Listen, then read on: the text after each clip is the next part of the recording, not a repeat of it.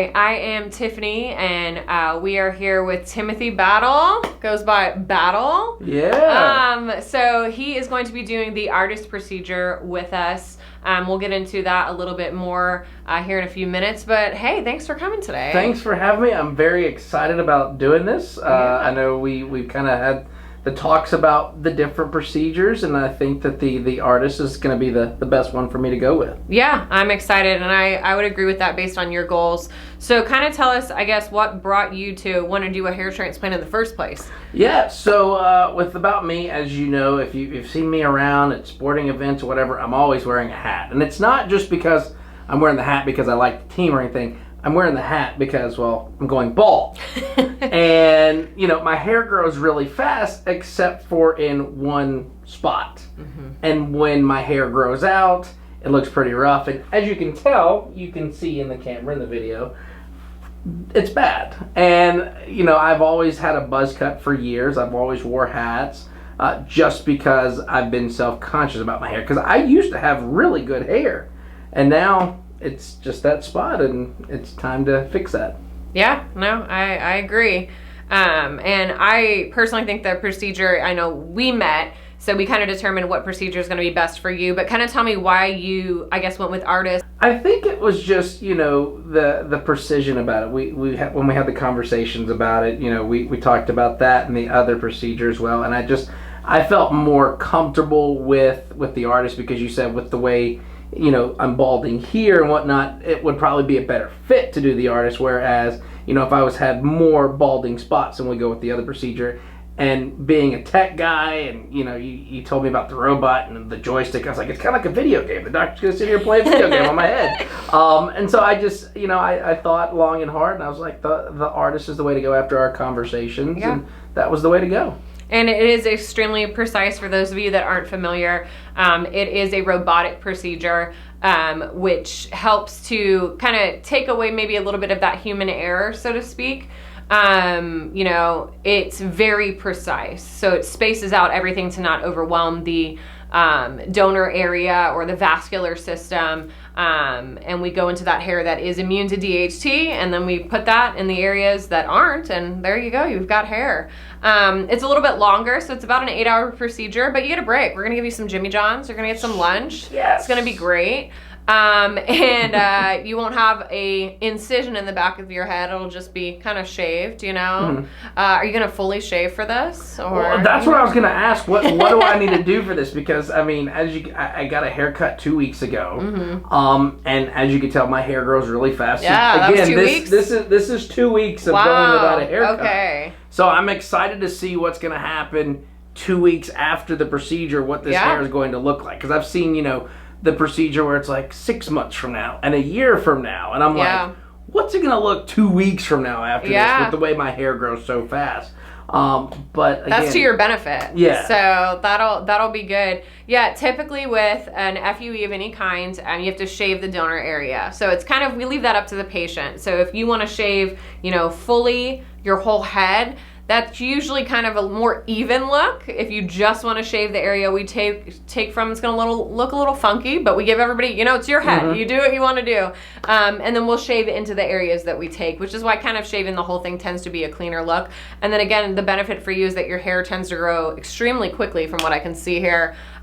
So hopefully 2 weeks later, you know, it'll kind of be filling in the back, and then that new hair is going to take a bit to grow in. But, but it'll kind of go back to looking like this, hopefully not too long after that. So sweet. Yeah, we've got plans then. I think I'll just let it be dealer's choice, and I'll let you guys decide what my hair looks like when we come in. Oh, how fun. I like that. Are you going to let it grow between now and then? Well, see, that's what I thought. I was like, do I want to let it keep growing out? Do I want to shave it?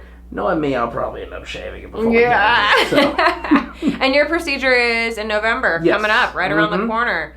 Getting ready for the holidays. Yeah. I'm going to be super excited, and, you know, I figured, you know, doing it during a downtime when there's not as many things going on, so it's going to be good. I'm excited. It's smart. A lot of people make that choice. It's just the downtime for the holidays, so and you're able to wear a hat so quickly after, so that kind of helps. Yes. Speaking of hats, so you had mentioned that's kind of like what has really you've noticed you want to wear a hat to, not just because it's like the signature now, it's to cover up the thinning. When did that kind of start? Like, when did you notice, well, like, hey, I need to start wearing hats? Like, I want to say it had to have been maybe 4 years ago. So like when I turned 30. Because for the longest time before then, every October I would dye my hair pink for breast cancer. And so after a while, I noticed that it started getting, it started thinning more and more and more. And I was like, it would just look very weird having like Chester the Cheeto spots up here of pink just because of the baldness. I was like, I didn't do it anymore. And so as soon as I turned 30, like I started wearing hats. And if I wasn't wearing a hat, it was because I just got my hair cut. So I would just rock the buzz cut look. And once it starts growing out, as you've seen, like if I don't get to the barbershop right away, then I have to wear a hat. And, after a time, like, yeah, that became my look of wearing the hats. But also at the time, like, I want to be out in public where I don't have to worry about a hat. Or I could be that guy that says, hey, I got to do my hair real quick. Let me go fix this. Because when I had hair, that was me. Like, I would wake up in the morning a little earlier than normal to do the morning show to do my hair and making sure it's ready to roll if I'm out doing this, that, or the other. Now it's just making sure the beard's kept up tight because there's not much hair up there anyways. Yeah, and you have great hair, so I'm sure you're excited to have some hair back. I'm very excited. 6 months from now, a year from now, it's going to be great. How do you plan on, like, are you going to grow it longer? Are you going to style it? Are you going to keep it short on the sides, long on the top? Like, have you thought through this? I have. There's been several different hairstyles that I've thought about doing, and the one that I keep gravitating towards because I could never pull this off, when I started balding was the mullet, just for fun.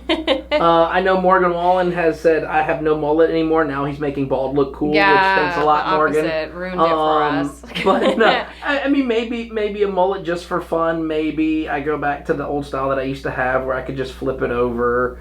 I mean, there's a lot of things that I've thought about. And your hair grows fast. Yes, so you can change it up every now and then. Exactly. Like, and that's the one thing my barber loves about me when I have hair or when I don't have hair is I'm consistently in there every 2 weeks because it grows fast. You keep them in business, Yes. I think it's called like the fullet. Maybe I made that up, but it's like the fake mullet. So it's like not quite as drastic, but it's almost like slightly faded and tapered. So that's an option too, the fullet. I might have to try that one. Also looks good under a hat. Again, you've got options. I'm excited to see what you do. I'm very Well, excited. we're going to keep up with him, so you guys can keep up with the hairstyles too. Maybe you should like make that a thing. Like we could like put it on TikTok, the mini battle hairstyles. What are we doing this week? Yeah, exactly. And we'll let everybody the people decide. We'll let the people decide. We'll let everybody in the office decide. We'll just pick it. Yeah, we'll like put a poll out there. Everybody likes a good poll. Yes, very much so. So how did you hear about We Grow Hair? So, being here in Nashville, I've driven around, I've seen the billboards around town and whatnot, and a guy that I would like to call my friend, he might not say I'm a friend, but Nick came in here and did the procedure, and we kind of talked about that as well, and, I kept seeing the billboards, and I would see, like, the ads pop up, and I was like, well, let me find out about this, and then there was another guy in our building with the other morning show, Zach. He came in and got the other procedure that I'm not doing, and I was asking more questions about that and watching his hair grow and everything else. I was like, okay, I think it's time that I make the jump and stop being so scared. Yeah, you've seen your friends. Hopefully they think that you're their friend too. I would hope that they would think that I'm their friend. Have it done, and you had both options to watch. Not everybody gets that perspective, so that I'm sure that made it a little bit easier. And I know we talked for a bit, but figuring that out and figuring out the timing for you, because it's not for everybody, obviously.